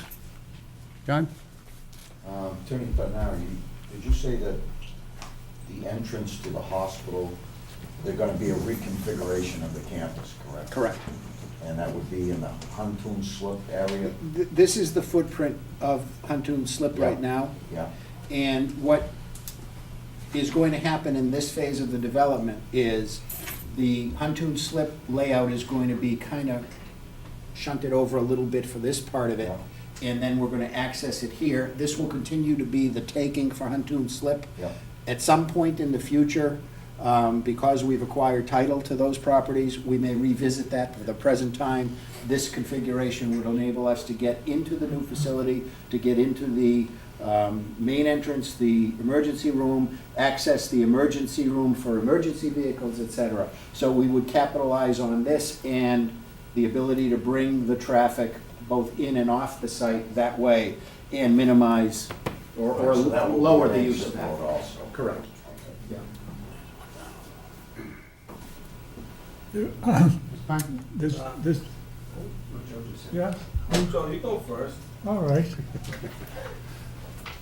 There's gonna be two entrances for parking, entrances and egress to the parking lots. The one off of Prospect Street is gonna remain. Yes, That goes now into the emergency room. yes. But that'll be Into the rema- existing emergency room, yes. Yeah, that'll remain as far as giving them access to the parking lots. Correct. So all the And tra- also, excuse me, Mr. Evans, also, there will be some emergency vehicles that will access from Prospect Street if they're coming from this part of 140 or that part of 140. Almost inevitably, they will utilize that to get to the new emergency areas. The question, though, is an excellent one, and I'd like to answer it this way. This reconfiguration is going to eliminate the existing access point, which is on Main Street now. So we're going to be eliminating that, and as Steve just talked about, the contour of the property, we're going to be able to capitalize on the natural slope of the property to put the building away from the road, capitalize on the slope to the road, and get an access here, which works a whole lot better than the one that would be, is presently over here. over on Main Street. Correct. It looks like that roadway, or whatever you want to call it, that is more or less covering most of Huntoon Slip. It's going to be a much wider road than what Huntoon Slip is. That's Now- fair. Now, I noticed there's 3 houses on Huntoon Slip and 1 on Orange Slip. Have those all been acquired by the regionals? No. They have not all been acquired. These two have been acquired. Which two? I'm The sorry. two that are closest to the interior of the property, the northerly two going up Huntoon Slip. These two? These two. Those two. Okay, and the ones closest to the road have not. They're going to see a tremendous increase in traffic, I would imagine, in front of their house, correctly? On the Huntoon Slip side? Yes. I think that's inevitable. But again, I don't know that it's gonna be a tremendous increase in traffic vis-à-vis what's going into the site here now. But certainly what's going in on Huntoon Slip now, sure, I think that's a first. Yeah, I mean, there's no traffic going in Huntoon Slip now because it's a dead end. And residential, correct. Yeah, all right. Are there any plans to put streetlights at that entrance and exit?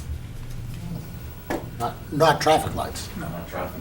No, But you're talking about illumination, not traffic Oh, lights. green and No. red, no, we have not. no. It's just so close to the other one that probably. So the existing Huntoon Slip, the width of that road is how much, right, currently? Probably less than 20 feet. And you're growing that to At least 24? 24 for two-way traffic. And at the intersection of Route 16, there's an added turning lane.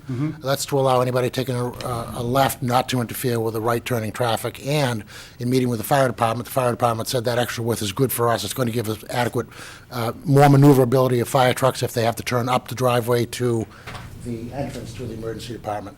So. And then You're saying they'll be- you've also indicated that you've been in discussions with the neighbors. We've had one meeting with them, and we're anticipating we're gonna have several other meetings with them. Okay. And I was gonna say this to my concluding remarks, but Steve's right, and I probably should have mentioned it. We have vetted this plan with the elected and appointed officials of the town of Milford and the professional staff, and we have incorporated many of their concerns. So to Mr. Evans's point, the access point that comes for the new direction of traffic is largely in the format that it's in because of John Toohey's concerns relative to his emergency vehicles, not only those that are going to be responding to the facility's emergency room, but also in the event of some kind of emergency that is going to be necessitating him to access the site. Anyone else? So, we're adding 80,000 square feet to the hospital. And we're going down in parking spaces. Overall. And we're probably adding a lot more employees, I guess, right? I don't believe that's true. I don't know that to be the case. I don't know that. What's the part, how are we addressing, if this was any other business in the town of Milford and we were adding 80,000 square feet and we were eliminating parking spaces, that it would be a real problem. But how are we addressing the you know? Except for the fact that we're significantly over the imposed numbers that the bylaw imposes, Mr. Pine. There are requirements that there be 538 parking spaces, 10 of which, or additional 10, have to be equipped for handicapped access. And the proposal would result in 983 parking spaces with 31 handicap spaces. So we're adding 6 handicap spaces overall, and we're reducing the parking spaces by about 60. So yes, you're right about that, but it more than satisfies the requirements of the bylaw. And again, I don't know the answer to the question about employees, but one of the things that's happening in this addition is that they are significantly upgrading the patient care areas. And what that means is that many of the old, and I'm going to use the word hospital here, the rooms of the hospital that used to house 4 patients are now going to be eliminated, and you're going to have more private rooms and semi-private rooms, so that the overall impact is going to be, they will have upgraded the facility, they will have upgraded its efficacy, but in terms of the numbers of patients in and out and the numbers of activities in and out, and I don't know about employees, but I'm assuming the number of employees, there's not going to be a significant change. Go ahead, Steve. Yeah, I mean, we're basically living with 57,000 visits per year for the existing ED. That growth has been, since the hospital has improved its services, been inclining over several years. We're designing to about 65,000 visits per year, because it's inevitable. You open a new ED, and the care that Milford Hospital, Regional Hospital provides is excellent in terms of its intensivity. It's going to increase to some degree, but they usually level off after a while. This building's got to last 35, 40 years, so we've designed that growth into it. There will be some, but very minor increases in staff, because we're going from 10 beds to 16 beds in ICU. The overall bed count of the hospital remains the same. We're just increasing the acuity level of the beds. In terms of the ED, when the volume does grow, the staff will grow, but they're in very small increments. The other thing about parking is that there's valet on site right now for all ambulatory access. There will probably be valet at the emergency department entrance as well. They get incredible amount of additional parking out of stacking vehicles in certain quadrants of the site. So, that, like most hospitals, they have a valet program, especially for the elderly or the infirm, trying to make entranceway, and they're going to continue that program. And lastly, they have a long-term relationship with the Portuguese Club that handles a lot of employee excess overflow. And if there's an event on the campus, they use it all the time for the overflow, because the hours of operation for the hospital and Portuguese Club are different. So. Well, Dave, Mr. Pettinari, would they be okay with the condition of, this parking right here is for patients only? I don't know that they've made that determination. We talked about this a while ago. Kevin, My you name's want- Kevin Walsh, I work with Murphy McManus. We're trying to dedicate this parking to the emergency services, which would be basically patients.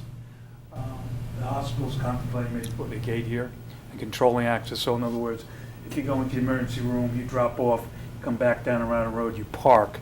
When you come in, they'll give you a token, so when you leave, you can get out of the parking lot. They're talking about that control, whether they do or not, I don't know, but that's what's being discussed to answer your question.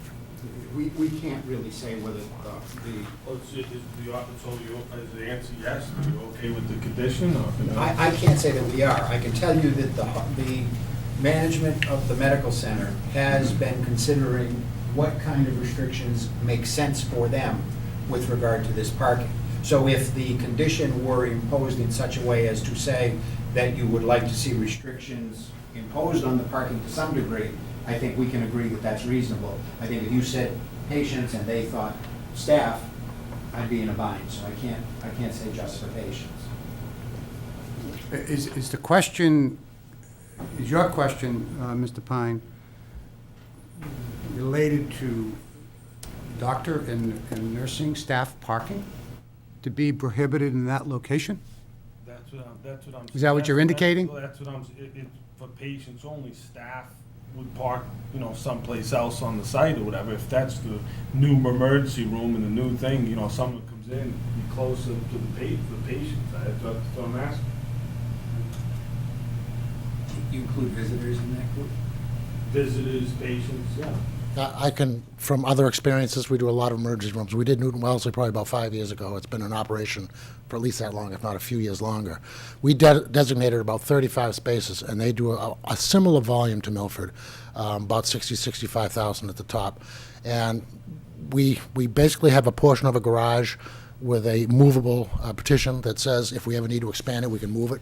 It hasn't moved in 5 to 6 years. So we have, what we've done is we have about 17 spaces right at the front door, a number of handicap spaces required by law, but a whole bunch of head-in spaces as well.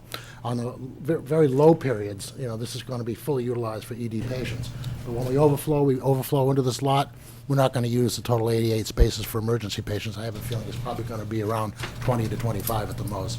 So again, based on my experience, it's very likely that you'll have excess parking in this underground lot, under building lot, I should say, that might be dedicated to ED doctors or ED staff because of its proximity. The other thing that's nice about this is that once patients get used to knowing where the new ICU is in the hospital, there'll be direct visitor access inside the building vertically to the ICU unit. So we've got to make sure that it's a secure location for those kind of visitations. But there is other opportunities for other patients and family members coming to the site to use that parking lot. Again, patient only, family only, I'm sure will be enhanced. I guess I have to make a comment based on experience.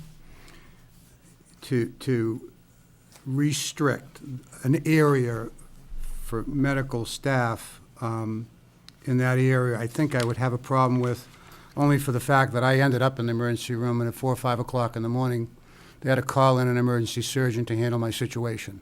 And having him parked probably, 500 yards away while I'm waiting for him, I don't think would be the right decision to make.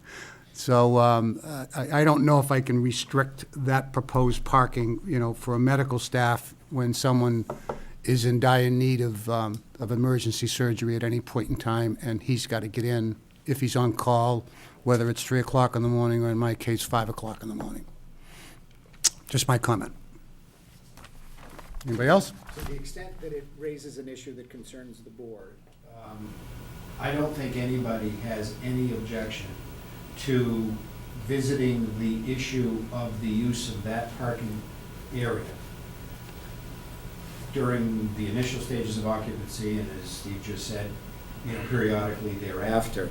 It's just that we're not savvy enough about the operation of the facility presently to say that it makes sense to say patients only, patients and visitors only, patients, visitors only, doctors from midnight to 8. We don't have enough information.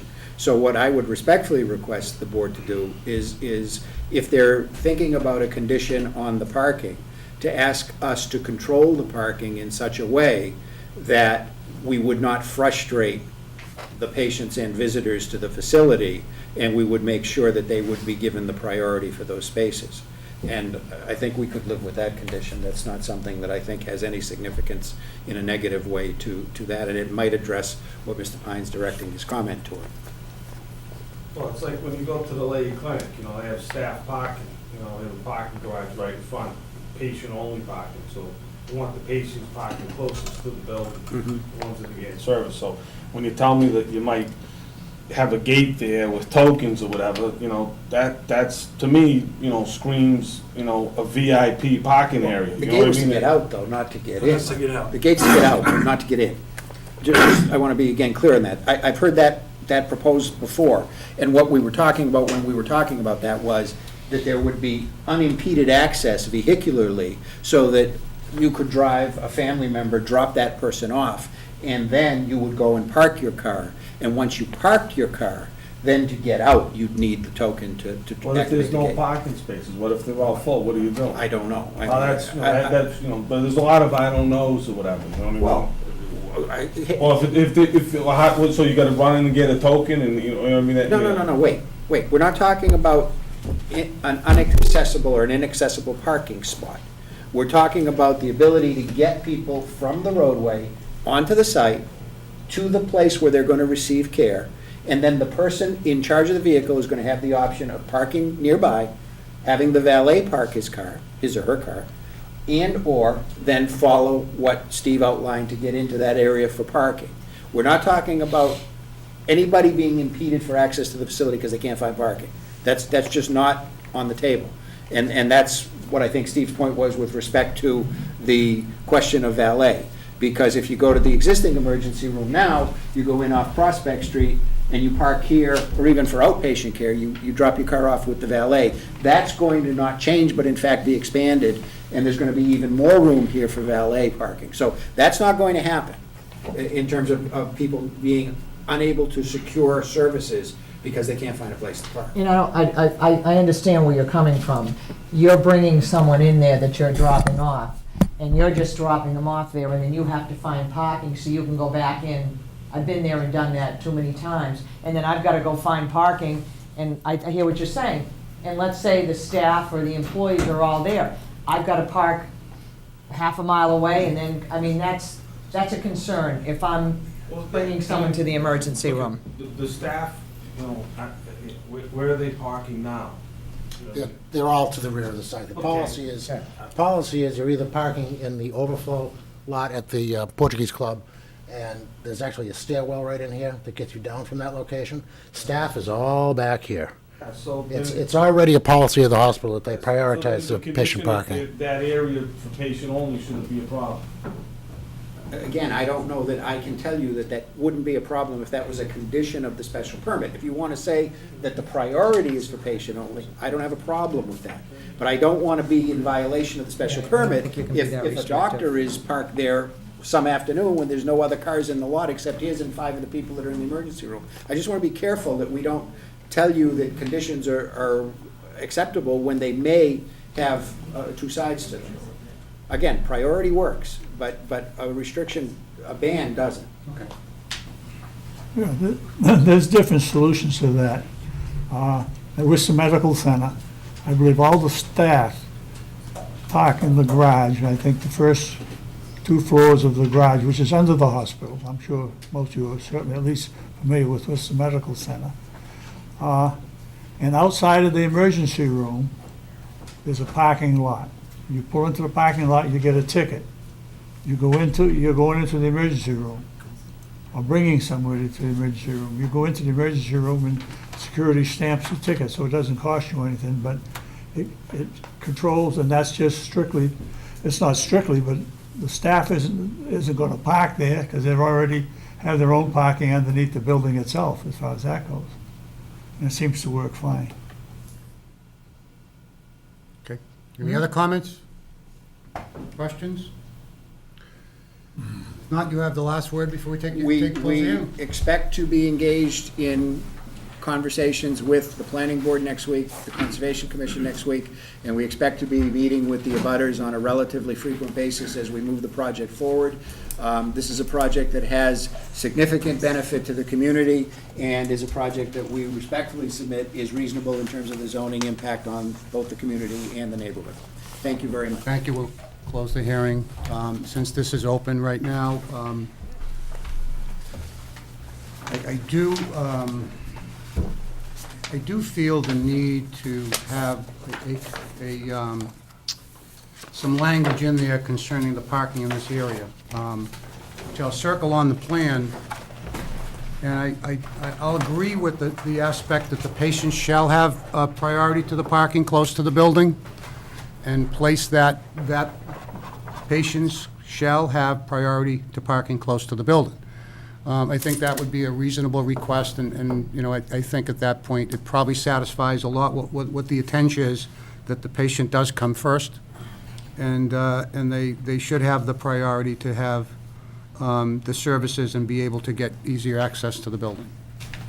If that's acceptable, then I'll entertain a motion for that. Are we voting on this one now? Yeah. I think it should be, patient visitor parking only. You know, if the hospital has a problem, then they can come back in front of this board and explain, why it shouldn't be. But I think it should be, it's a new emergency center. I just think that would be appropriate. I don't see any reason why it wouldn't be appropriate. How many spaces are there?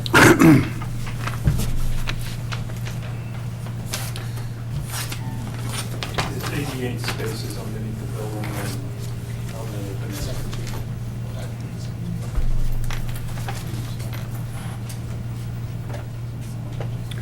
the Are you making that motion? Is that the motion you're making? Yeah. So you're making a motion that,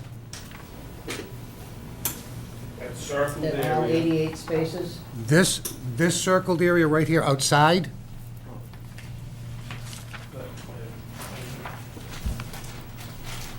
so you're talking about underneath the building as well? Yes.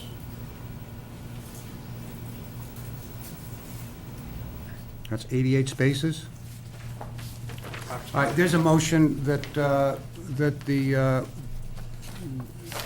one of the conditions is that 88 spaces that are outside the building and underneath the building, approximately 88, is for patient and visitor parking only.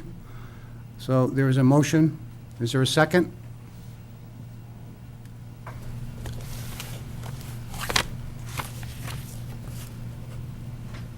I'll second it for discussion. I'm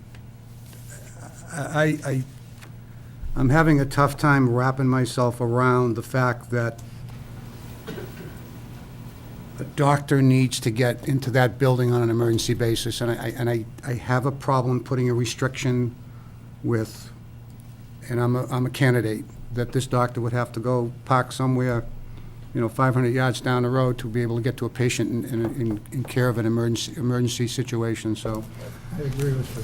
I cannot, I have no problem going down the other road, but I do have a problem with the patient visitor parking being totally restricted in that area. Well, can we put like a percentage of them? Like 80% of them, spots, and 20% could be for, Is that a motion? sure, I'll make a motion. 'Cause, oh, by the way, I seconded it for discussion. Is there a vote on that, by the way? On the total restriction of parking on all 88 spaces around, outside the building and under the building? No. No. All right, so that's a denial. Is one in favor? Yeah, we say, Two in favor? Now, this is You're in favor of making the 88 spaces? totally, okay? I think it's a little too restrictive. I think you need to have a few spots there. Even if you have 10 of them. Give them 8, and we'll keep 80. That's fine. Joe? That's fine. Okay? I We'll make a motion, we'll do 80 for the Well, staff. we gotta deny the first one. Okay, well, we had three against. Okay. So that's denied. So now Okay, we'll so go down I'm the gonna- next road of a motion. And I'll make a motion that 80 spaces be for patients and visitors, and 8 spaces, so they can get the doctor in there. How's that? Right. All right. All right, so there's a motion by Mary that 80 spaces are reserved for Patients and visitors, patients and visitors, and we'll give the other 8 spaces to the and the 8 spaces staff or. to necessary staff Yeah. / medical. All those in favor by saying aye? Aye. Opposed, no? No, So you have 4 in favor and 1 opposed.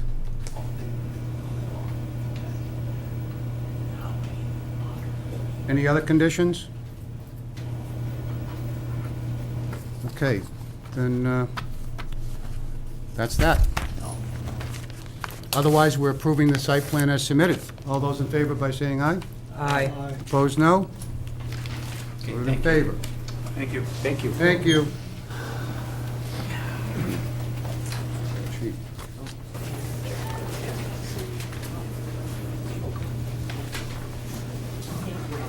What?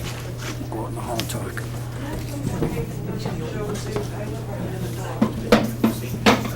You can have, you can have that one.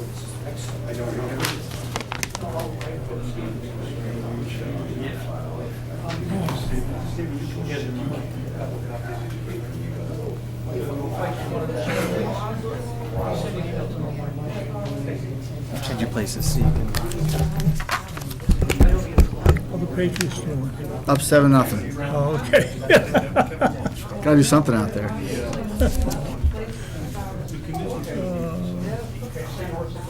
Phone's not just a leash for work. Huh? The phone's not just a leash for work. Gotta give us something else to do. Okay.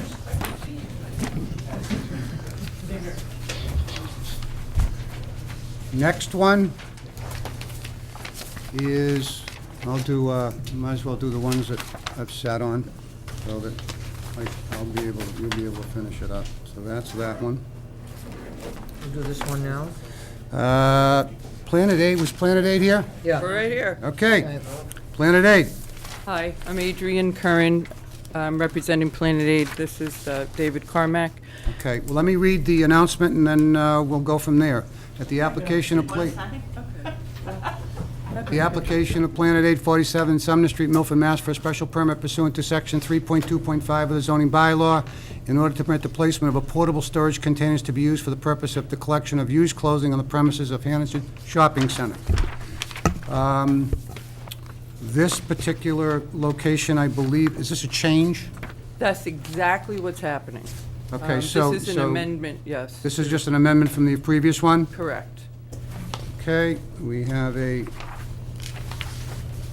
letter here from Plains Milford Realty Trust. Please be advised that we have reconsidered after speaking with the representative of Planet Aid as well as Hannaford Brothers. We will allow Planet Aid to proceed with their application before the board on January 10th for a special permit for up to 4 portable storage containers at 7 Medway Road. I have something in here from the town. I don't have anything here from the town, I don't think. The planning we should have a letter from Here it is. planning, favorable. We have a letter here from the planning board on the September 3rd meeting. Favorable recommendation, seek town plan a letter. The applicant states is essentially an amendment to the previously approved special permit to change the location for the placement of the collection boxes. The original location nearer to the Hannaford building became problematic for the store. The proposed new location is slightly farther away from the store, directly north of the original location near the edge of the parking lot. Both of the collection boxes will display on all 4 sides the company logo. The words "clothes and shoes" are well at various instructions and other pertinent information. The new proposed location was developed after consulting with the staff at the Hannaford store manager and will not generate any new undue traffic. It is situated present to prevent interference with both vehicle and pedestrian circulation with the site. The proposed new location is not within the public way or required front yard. Therefore, I recommend a favorable report be forwarded to the Zoning Board of Appeals. And with that, you're not asking to add boxes, you're just asking to relocate the boxes, is that correct? Correct. Okay. So tell me where the location is, where it was and where it's going to be going now. On the right is where it was. On the left is where it's going now. In the back In corner? the back corner, here's kind of a little shade of, this is this parking space here. It actually was in a parking space. And it's going back in this back corner, which is actually not a parking space. Okay. The essential issue is when we went to place it here after special permit, receiving the approval, there was a white book box there. So our team placed it here. When we went to place it back, John Burnham of Hannaford's said either remove it or put it back here.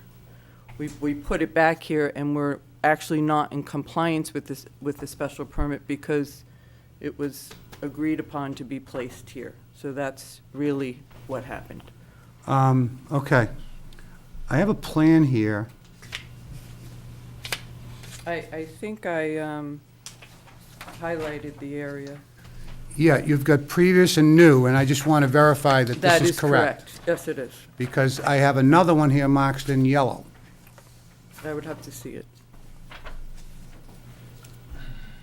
Purple, the purple highlight is the That original location. The yellow highlight is the new location. Okay.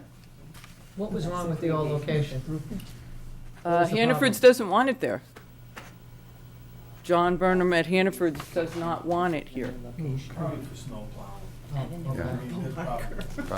The other thing was if there was, we're at this site 4 to 5 times a week because we're down the street now.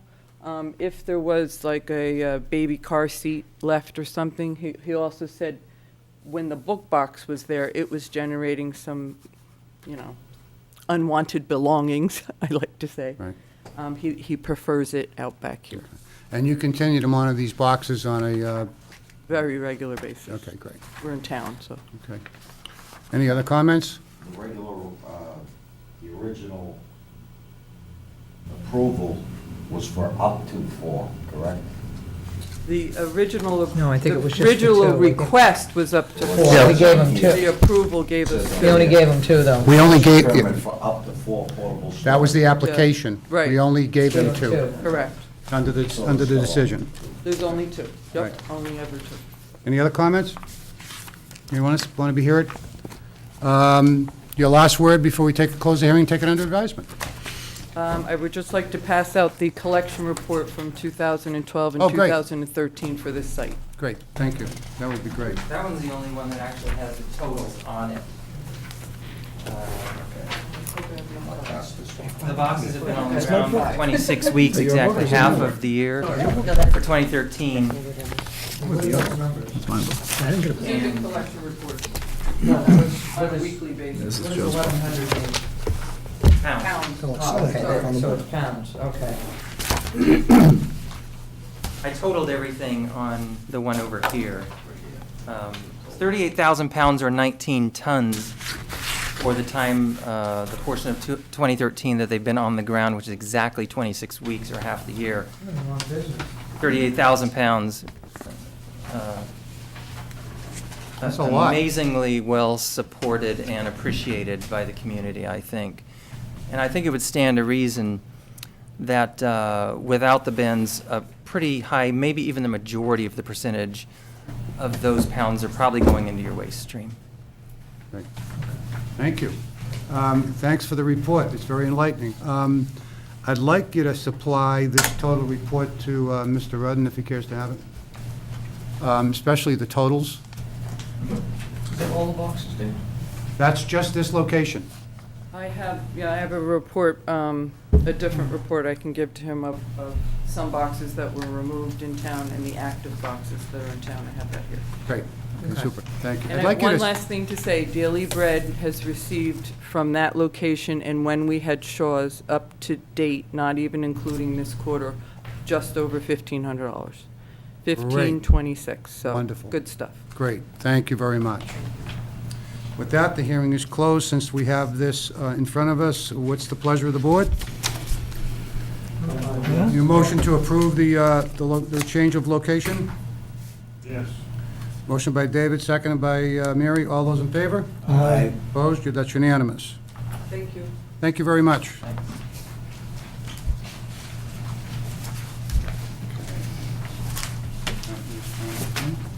Have a good night. Great, have a good night. Thank you.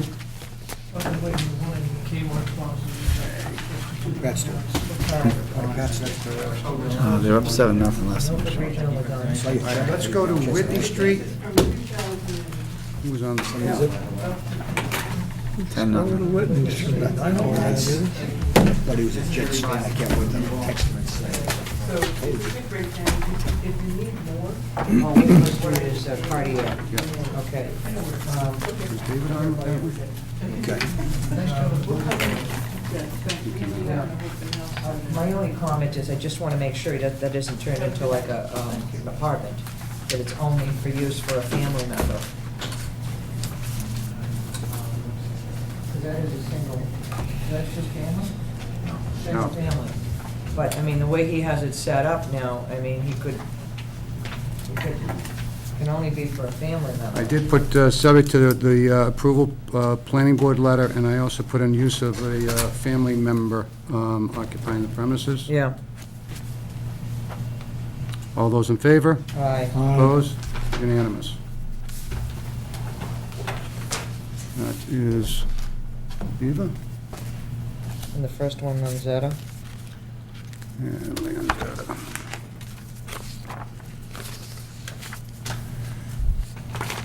What's the pleasure of the board? I have no problem with that, he's gonna, As submitted? I need a motion as submitted. Okay, All I'll those in make a favor? motion as Motion by submitted, Mary. approve it, yes. Seconded by John. All those in favor that were on the Aye. board, which is Brian, Joe, Mary, and myself. Aye. Unanimous, Yeah. approved.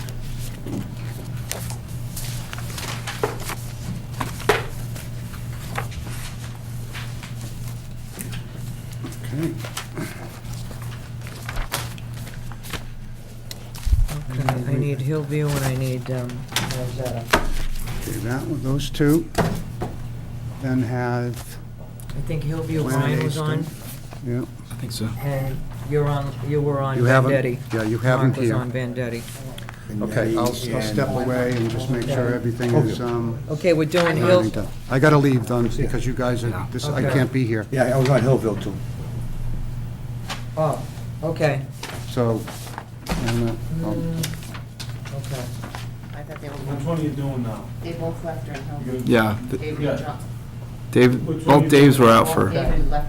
Oh, they left on both of them? Yeah. Okay, yeah, because I can't be. okay.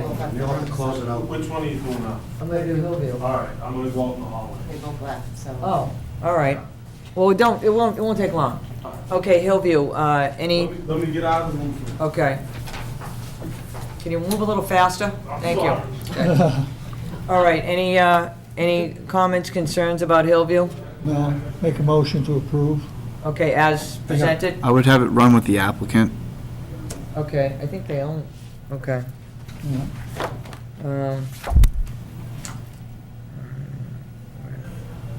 Anything else? It's alleged sale of this one vehicle if it ever takes place. Yeah, well, he just needs it. Right, I He know. needs to He have has that. to have one. He needs to have to that get the license. Have one to qualify for the license. Yeah, exactly, so that's why it's like one vehicle. Anyone else? Okay, can I entertain someone make a motion? John, seconded by Mark. Okay, all in favor? Aye. Okay, unanimous. Okay, bring in David Pine, please. Thank you, Ernie. David Pine, they're calling you. Okay.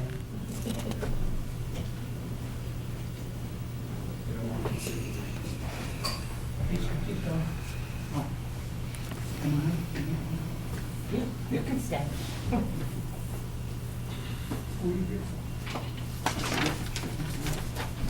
Okay.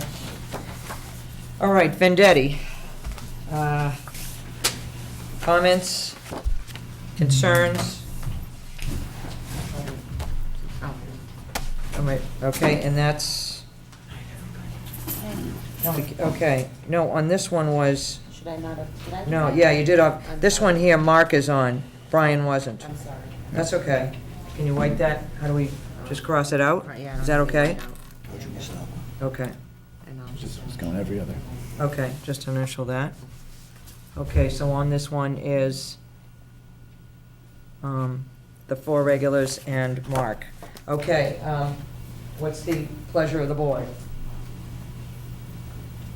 Did we want to limit? Use that condition we talked about. Okay, it was limit the site to 30 vehicles? What did you, limit the site to No, fuel? I mean, my only concern was is that, you know, at some point they don't start servicing like Holliston or Hopkinton, Yeah. and they got 50 buses in there, whatever, so I'm fine with, 30, if that's what they need, and I don't know how anyone else feels about it. I agree, 30 should be kept. Okay, so limit, If they need more than that, they can come in front of us again. Yeah. limit the site to 30 vehicles? Correct. That gives them Okay. a lot of wiggle room. I thought it might be good to put the condition in that the buses, I don't know how to word it, that the buses don't back up in the morning. They're parked correctly, that they start So out they and they can just leave. pull out. Park for direct exit. Yeah, park for direct exit. Okay. Right. Yeah, park. Okay, so direct vehicles, park for direct exit. Maybe you just put the add on, so the backup alarms don't sound. So, back up. Alarms. It's okay, Jerry will call me tomorrow. Don't sound. Okay, and we will put something about, oh, and I do have some concerns about maintenance.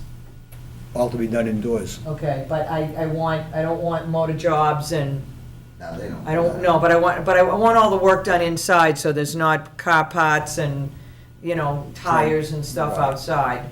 So all repair done inside the building. In, you could, if you want, you can add in no outdoor storage of parts. Okay, so let's put, Yeah, that's good. all repair work done inside building. They did request, being able to change light bulbs, et cetera, like that And outside. no, I would say no tool Alright. use, that's what I would put. Air guns, et cetera. no outside. Well, what do you do, what do you call changing a flat tire? Anything else? It's loud. I mean, the site plan review will take care of the lights, the sign, Yes, the gate, right? yes.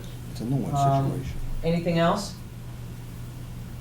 Okay, I entertain someone make a motion? David is making a motion? Okay, Motion to approve with Okay. those conditions. with these conditions, seconded by Mark, all in favor? Aye. Aye. None opposed? Okay, it's unanimous. Okay, okay, our next meeting is gonna be, October 10th. And, if there's no other business, then, I entertain a motion to, I'll make a motion to adjourn. Adjourn? Someone?